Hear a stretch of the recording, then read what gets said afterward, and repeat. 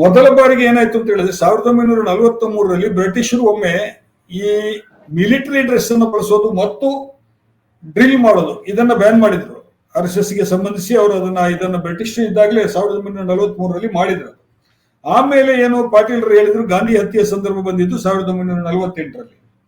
1948ರಲ್ಲಿ ಗಾಂಧಿ ಹತ್ಯೆ ಆದಾಗ ಸಹಜವಾಗಿಯೇ ನಾಥುರಾಮ್ ಗೋಡ್ಸೆ, ಹಿಂದೂ ಮಹಾಸಭಾ ಮತ್ತು ಬಿಜೆಪಿಯ ಅಂಗ ಪಕ್ಷಗಳು ಅಂತ ನಾವು ಏನೆಲ್ಲ ಕರೀತಾ ಇದ್ದೀವಿ ಅದರ ಜೊತೆಗೆ ಅವರು ಆಕ್ಟಿವ್ ಆಗಿ ಇದ್ದದ್ರಿಂದ ಮತ್ತು ಗಾಂಧಿ ಹತ್ಯೆಗೆ ಬಹಳಷ್ಟು ಪ್ರಯತ್ನಗಳನ್ನು ಅವರು ಮೊದಲೇ ಮಾಡಿದ್ದು. ಆಮೇಲೆ ಈ ಹತ್ಯೆ ನಡೆಯಿತು, 4ನೇ ಪ್ರಯತ್ನದಲ್ಲಿ ನಡೀತದ್ದು. ಆವಾಗ ಈ ನಿಷೇಧ ಮಾಡ್ತಾರೆ ಅನ್ನುವಂತ ಒಂದು ಸೂಚನೆ RSS ನಾಯಕರಿಗೆ ಇತ್ತು.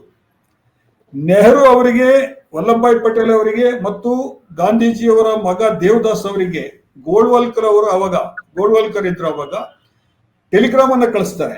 ಸರ್, ಈಗ ಸನ್ಮಾನ್ಯ ಪ್ರಿಯಾಂಕ್ ಖರ್ಗೆ ಅವರು RSS ನಾನು ಅಧಿಕಾರಕ್ಕೆ ಬಂದ್ರೆ ಬ್ಯಾನ್ ಮಾಡ್ತೀನಿ ಅನ್ನೋ ಒಂದು ಶಬ್ದ ಏನಿದೆಯಲ್ಲ ಸರ್, ಇದಕ್ಕೆ ನಾವೇನು ಅಂತ ಮಹತ್ವ ಕೊಡ್ಬೇಕಾದ ಅಗತ್ಯ ಇಲ್ಲ.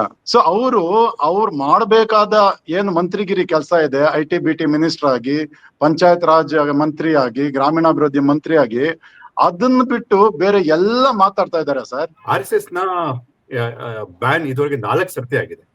ಒಂದು ಸ್ವಾತಂತ್ರ್ಯ ಪೂರ್ವದಲ್ಲೂ ಕೂಡ ಆಯ್ತು. 1947ರಲ್ಲಿ ಜನವರಿನಲ್ಲಿ ಪಂಜಾಬ್ ಪ್ರಾಂತದಲ್ಲಿ ಆಗಿನ ಬ್ರಿಟಿಷ್ ಸರ್ಕಾರ ಬ್ಯಾನ್ ಮಾಡ್ತು. ಆದ್ರೆ ಅದು ಇದ್ದಿದ್ದು 4 ದಿನ ಮಾತ್ರ.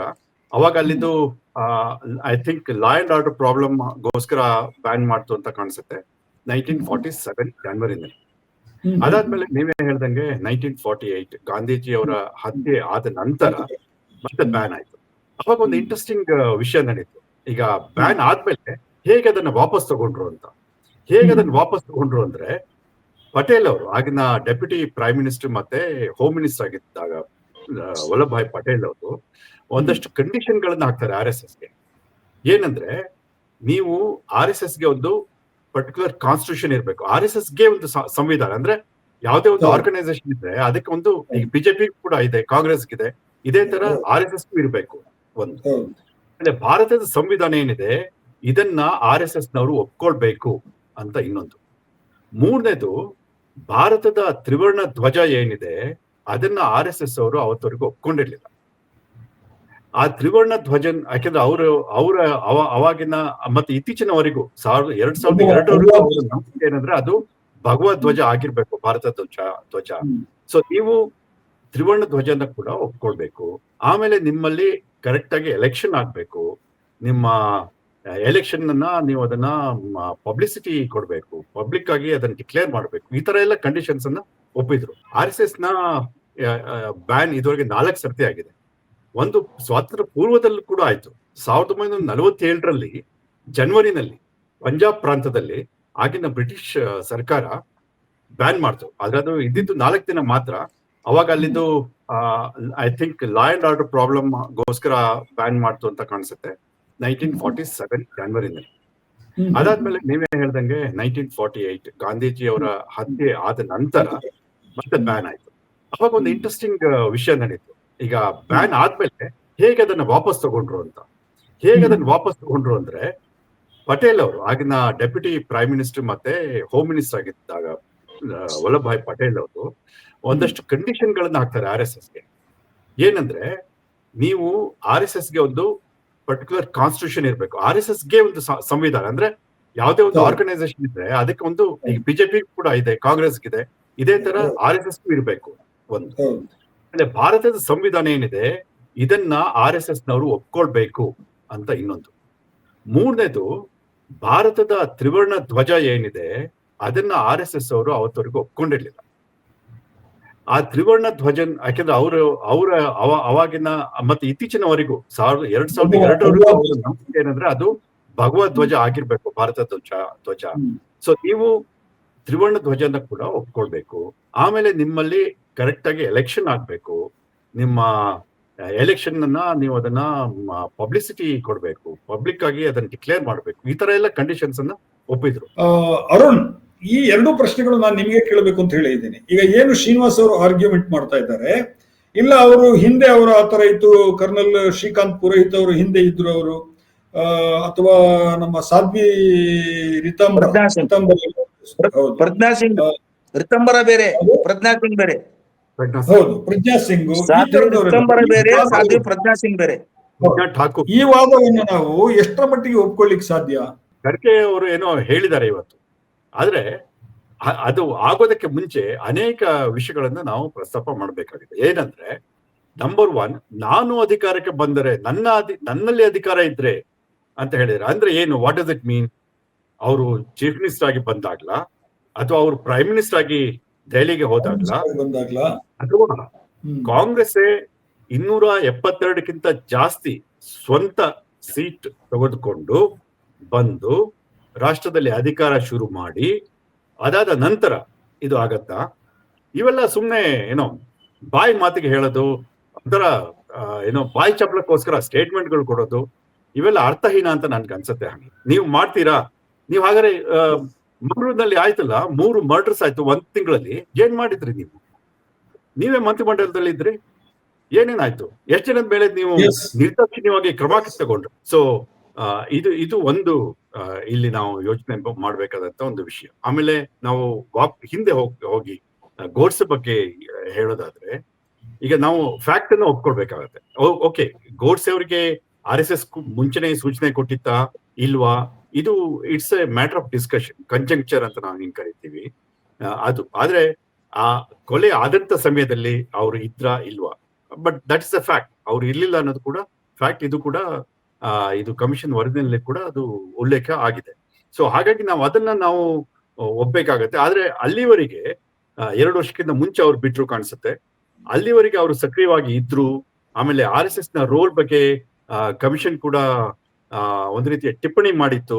ಇವನ್ನೆಲ್ಲ ನಾವು ಗಮನಿಸಬೇಕಾದಂತ ಒಂದು ಅಂಶ. ಇಲ್ಲಿ ಗಾಂಧೀಜಿಯವರ ಏನು ಅಸೋಸಿನೇಷನ್ ಆಯ್ತು ಆ ಸಮಯದಲ್ಲಿ. ಆದ್ರೆ at the same time RSS ban ಆಯ್ತು. ಆಮೇಲೆ ಯಾಕೆ ಅದನ್ನ ಲಿಫ್ಟ್ ಮಾಡ್ಬೇಕಾಯ್ತು, ಇದನ್ನು ಕೂಡ ನಾವು ನೋಡ್ಬೇಕಾಗ್ತದೆ. 3 ಸಂಗತಿಗಳು ಸರ್. ಒಂದು, ನಮ್ಮ ಅರುಣ್ ಅವ್ರು ಹೇಳ್ತಿದ್ರು, RSS ನ ಯಾವ್ದೋ ಒಂದು ಕೇಸನ್ನ ಆಗ್ಬೇಕಾದ್ರೆ ಕೇಸು ಹೋಗ್ಬಿಡ್ಲಿ ಅಂತಾನೆ FIR ಆಗ್ತಾರೆ. ಹಾಗಾಗಿ ರಾಷ್ಟ್ರೀಯ ಸ್ವಯಂ ಸೇವಕ ಸಂಘವನ್ನ ಬ್ಯಾನ್ ಮಾಡಿದಂತ ಸರ್. RSS ನಾನು ಹೇಳಿಲ್ಲ, ಪೊಲೀಸರು ಎಷ್ಟೋ ಬಾರಿ ಹೀಗಾಗಿದೆ. RSS ನೀವು ಅದನ್ನ ಇಂಡೈರೆಕ್ಟ್ ಆಗಿ RSS ಅನ್ನ ಬ್ಯಾನ್ ಆಗೋದನ್ನ ತೆಗ್ದಿದ್ದು ಯಾಕೆ ಅಂತ ಕನೆಕ್ಟ್ ಮಾಡಿ ಮಾತಾಡಿದ್ರಿ ಏನ್ ಸರ್? ನಾವು ಅಲ್ಲಲ್ಲ, ಬ್ಯಾನ್ ಮಾಡಿದಾಗ ಇರ್ಲಿ ಸರ್. ನಾನು 2-3 ವಿಷಯ ಇದೆ. ಕಲ್ಲಡ್ಕ ಪ್ರಭಾಕರ್ ಭಟ್ರ ವಿಷಯದಲ್ಲಿ ಅವ್ರ ವಿರುದ್ಧ ಏನ್ FIR ಹಾಕಿದೆ, ಅದು ಏನು ಸಾಕಷ್ಟು ಅದ್ರ ಮೆಟ್ರಿ ಇಲ್ಲ ಅನ್ನೋ ಕಾರಣಕ್ಕೆ ಮಾನ್ಯ ಉಚ್ಚ ನ್ಯಾಯಾಲಯ, ಕರ್ನಾಟಕದ ಉಚ್ಚ ನ್ಯಾಯಾಲಯ ಅಂಡರ್ ಸೆಕ್ಷನ್ 482 ನಲ್ಲಿ ಅದು ಸ್ಟೇ ಕೊಟ್ಟಿದೆ ಸರ್. ಅದು ತಮ್ಮ ಮಾಹಿತಿಗಿರ್ಲಿ. ಅದು ಏನು ಯಾವ್ದೋ FIR ಲೂಸ್ ಆಗಿ ಆಗಿರೋದಕ್ಕಲ್ಲ, ಇದ್ರಲ್ಲಿ ಏನನ್ನು ಸತ್ಯಾಂಶ ಇಲ್ಲ ಪೊಲೀಸ್ನವರು. ಯಾಕೆಂದ್ರೆ ಸ್ವತಃ SPP ಅವರೇ ಹೋಗಿ ನಿಂತ್ಕೊಂಡಿದ್ರು ಹೈಕೋರ್ಟ್ ಅಲ್ಲಿ ವಾದ ಮಾಡೋದಕ್ಕೆ, ಯಾವ್ದೇ ಕಾರಣಕ್ಕೂ ಇದು ಸ್ಟೇ ಆಗ್ಬಾರ್ದು ಅಂತ ಹೇಳಿ. ಆದಾಗ್ಯೂ ಸಹ ಮಾನ್ಯ ಉಚ್ಚ ನ್ಯಾಯಾಲಯ ಸ್ಟೇ ಅನ್ನ ಕೊಡ್ತು. 2ನೇದು, ಬ್ಯಾನ್ ಮಾಡಿದವರು ತೆಗಿಬೇಕಾದ್ರೆ ಏನಾದ್ರೂ ಸಕಾರಣಗಳಿರ್ಬೇಕಲ್ವಾ ಸರ್? 1 ಸಾರಿ ಅಲ್ಲ, 2 ಸಾರಿ ಅಲ್ಲ, 3 ಸಾರಿ ಅಲ್ಲ. ನಮ್ಮ ಅರುಣ್ ಅವ್ರು ಹೇಳ್ದಾಗೆ ಬ್ರಿಟಿಷ್ನವ್ರ ಕಾಲದಿಂದ ಬ್ಯಾನ್ ತೆಗ್ದಿದ್ದಾರೆ ಅಂದ್ರೆ ಅದ್ರಲ್ಲಿ ಏನು ಅದು ಬ್ಯಾನ್ ಆಗೋದಕ್ಕೆ ಸಕಾರಣಗಳಿಲ್ಲ, ಬ್ಯಾನ್ ಮಾಡೋದಕ್ಕೆ ಪೂರಕವಾದಂತಹ ಅಲಿಗೇಷನ್ಸ್ ಇಲ್ಲ ಅಂತ ಕಾರಣ ಅಲ್ವಾ? ಇಲ್ಲಾಂದ್ರೆ ಸುಮ್ನೆ ಯಾಕೆ ಬ್ಯಾನ್ ತೆಗಿತಾರೆ? ಮುಂದುವರ್ಸ್ಬೋದಾಗಿತ್ತು. ಅದು ಇಂದಿರಾ ಗಾಂಧಿ ಅಂತವ್ರು, ನೆಹರು ಅಂತವ್ರು, ನರಸಿಂಹರಾವ್ ಅಂತವ್ರು, ಅವರಿಗೆ ಒಂದು ಓವರ್ವೆಲ್ಮಿಂಗ್ ಮೆಜಾರಿಟಿ ಇದ್ದಾಗ ರಾಷ್ಟ್ರೀಯ ಸ್ವಯಂ ಸೇವಕ ಸಂಘವನ್ನ ಬ್ಯಾನ್ ಮಾಡಿ ಹೇಗ್ ತೆಗಿಯಕಾಯ್ತು?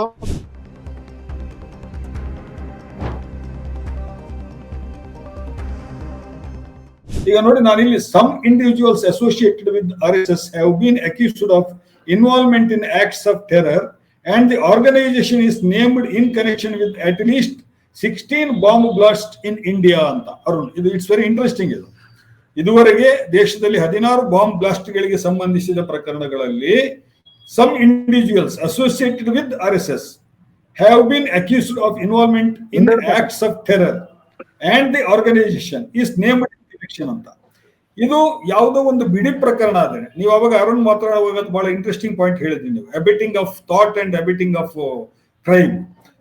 ಈ ತರ ಒಂದು ಸಂಸ್ಥೆಯ ಮೇಲೆ ಸುಮಾರು 16 ಪ್ರಕರಣಗಳು ಈ ತರದ್ದು ಕೋರ್ಟಿಗೆ ಮೆಟ್ಲು ಹತ್ತಿರುವಾಗ ನಾವು ಅದು ಪ್ರತಿಯೊಬ್ಬರದ್ದು ಇಂಡಿವಿಜುವಲ್ ಹೆಸರು ಹೇಳ್ಕೊಂಡು ಹೋಗೋದು ಬೇಡ. ಇದು ಸುಮ್ಮನೆ ಆಗುತ್ತಾ? ನಾನು ಇದಕ್ಕೆ ಅವಾಗ ಕೇಳಿದ್, ನಾನು ಇಲ್ಲಿ ನಮ್ಮ ಕಾನೂನಿನ ಅಂಶಗಳು ಎಷ್ಟು ವೀಕ್ ಆಗಿದೆ ಅಂತ ಹೇಳಿ ನನಗೆ ಅನಿಸ್ತಾ ಇದೆ. ಅಬಿಟಿಂಗ್ ಆಫ್ ಕ್ರೈಮ್ ಈಸ್ ಅಫೆನ್ಸ್ ಬಂದೇ ಬರ್ತಾನೆ ಅವನು. ಅದರಲ್ಲಿ ಪ್ರಚೋದನೆ ಕೊಟ್ಟವನು, ಕೊಲೆಗೆ ಪ್ರಚೋದನೆ ಕೊಟ್ಟವನು ಕೂಡ FIR ನಲ್ಲಿ ಒಂದು ಹೆಸರು ಇರ್ತದೆ, ಒಂದು ಅಕ್ಯೂಸ್ಡ್ ನಂಬರ್ ಎಷ್ಟು ಅಂತ ಹೇಳಿ ಹಾಕ್ತೀವಿ ನಾವು. ಅದನ್ನ ಥಾಟ್ ಪ್ರೊಸೆಸ್ ಅನ್ನು ನೀವು ಆ ತರ ನೀವು ಪ್ರವೋಕ್ ಮಾಡಿದ್ರೆ, ಒಬ್ಬನಿಗೆ ಒಂದು ಕ್ರೈಮ್ ಮಾಡೋದಕ್ಕಾಗಿ, ಒಂದು ಬ್ಲಾಸ್ಟ್ ಮಾಡೋದಕ್ಕಾಗಿ, ಅಥವಾ ಒಬ್ಬನ ಮರ್ಡರ್ ಮಾಡೋದಕ್ಕಾಗಿ, ಇದನ್ನ ನಾವು ಕಾನೂನಿನಲ್ಲಿ ತೆಗೆದುಕೊಳ್ಬೇಕಾದಂತ ಸಂದರ್ಭ ಇವತ್ತು ನಮ್ಮ ದೇಶದಲ್ಲಿ ಇದೆಯಾ ಅನ್ನುವಂಥದ್ದು. ರಾಷ್ಟ್ರ ನಿರ್ಮಾಣ ನಮ್ ಕೆಲಸ 100 ವರ್ಷದಿಂದ ಅದ್ ಮಾಡ್ಕೊಂಡು ಬರ್ತಾ ಇದೀವಿ ಸರ್. ಅನೇಕ ಲಕ್ಷಾಂತರ ಜನ ವ್ಯಕ್ತಿ ವಿಕಸನ ಮಾಡಿ, ಅವ್ರ ವ್ಯಕ್ತಿತ್ವ ನಿರ್ಮಾಣ ಮಾಡಿ ರಾಷ್ಟ್ರ ನಿರ್ಮಾಣ ಕಾರ್ಯದಲ್ಲಿ ನಾವು ಜೋಡಿಸಿದ್ದೀವಿ. ಎಲ್ಲಾ ರೀತಿಯಾದ ಹಿಂಸೆಗಳನ್ನ ಈ ದೇಶದಲ್ಲಿ ನಡೆಯೋದನ್ನ ಯಾರ ಮೇಲೆ ನಡೆದ್ರು ನಾವು ಸಂಘ ವಿರೋಧಿಸ್ತಾ ಇದೆ, ಮುಂದೆನೂ ವಿರೋಧಿಸುತ್ತೆ. ನೀವು ಹೇಳಿದ 16 ಕೇಸುಗಳು ಯಾವುದು ಅಂತ ನೀವು ಡೇಟಾ ಆಗಿ ಹೇಳಿಲ್ಲ, ಅದಕ್ಕೂ ನಮ್ಗೆ ಖಂಡಿತ ಸಂಬಂಧ ಇಲ್ಲ. ಎರಡನೇದು ಥಾಟ್ ಪ್ರೊಸೆಸ್ ಸರ್. ಸಪೋಸ್ ಆ ರೀತಿ ಒಂದು ಥಾಟ್ ಪ್ರೊಸೆಸ್ ಸಂಘದಿಂದನೇ ಅದು ಸ್ಫೂರ್ತಿ ತಗೊಂಡಿದ್ರೆ ಇಲ್ಲೇ ಮಾಡಿದ್ರೆ ಒಂದು ವೇಳೆ ಇಲ್ಲೇ ಅವಕಾಶ ಇತ್ತು. ನಮ್ದು ಹಿಂಸೆ ನಮ್ ಕೆಲ್ಸ ಅಲ್ಲ ಸರ್. ಈ ದೇಶವನ್ನ ವಿಶ್ವಗುರು ಮಾಡೋದು ಸಂಘದ ಕೆಲಸ. ಈ ದೇಶವನ್ನ ಪ್ರಬುದ್ಧ ರಾಷ್ಟ್ರ ಮಾಡೋದು ಸಂಘದ ಕೆಲಸ. ಈ ದೇಶದ ಪ್ರತಿ ವ್ಯಕ್ತಿನ ರಾಷ್ಟ್ರ ನಿರ್ಮಾಣದ ಕಾರ್ಯದಲ್ಲಿ ಜೋಡಿಸೋದು, ತೊಡಸ್ಕೊಳ್ಳೋದು, ಅವ್ರಿಗೆ ಬೇಕಾದಂತ ಕ್ಯಾರೆಕ್ಟರ್ ಬಿಲ್ಡಿಂಗ್ ನಾವು ಕೊಡುವಂತದ್ದು. ಆಮೇಲೆ ಸ್ಟಾರ್ಟಿಂಗ್ ಅಲ್ಲಿ ನೀವು ಒಂದ್ ಮಾತು ಹೇಳಿದ್ರಿ, ನೀವು ದೊಣ್ಣೆ ವರ್ಷ ಎಲ್ಲ ಕಲಿಸ್ತೀರಾ ಅಂತ ಹೇಳಿ.